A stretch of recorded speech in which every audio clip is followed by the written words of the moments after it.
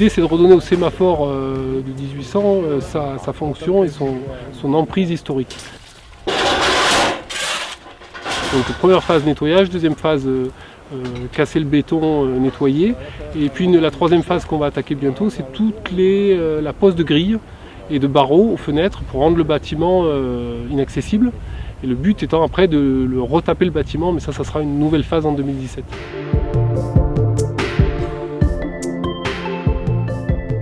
On a essayé de trouver une fonction qui soit une fonction un peu sympa et une fonction d'accueil du public. Donc là maintenant on a créé des gradins à la place de l'ancienne citerne.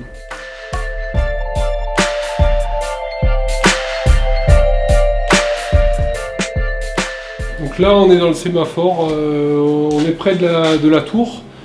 C'est dans la tour qu'il y a aujourd'hui tout le matériel des opérateurs télécoms.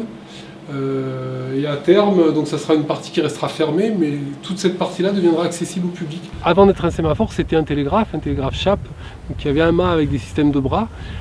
Puis ça a été un sémaphore avec des antennes. Donc on va remettre un mât sur le toit du sémaphore, et sur ce mât, on va rapatrier toutes les antennes. Donc à la fois, on enlève les verrues autour, mais on redonne une fonction historique, et ça redonnera au sémaphore son empreinte, son profil qu'il avait il y a 50 ans, quoi.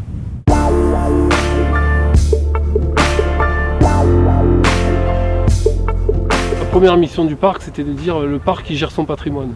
Donc c'était vraiment sauver ce bâtiment, sauver ce patrimoine. Et puis c'était aussi de permettre que les gens puissent y vivre. Donc là on pourra y vivre à l'extérieur, s'asseoir, faire son pique-nique, vivre un peu dans ce lieu. Et puis il y a tout un volet qui va se développer petit à petit avec le parc, et qui peut être le volet accueil du public, éducation à l'environnement. On peut imaginer que les gardes moniteurs ou les éco-gardes l'été accueillent du public, présentent ce bâtiment, qu'il y ait des lectures de paysages, enfin ici il y a tout à faire, quoi.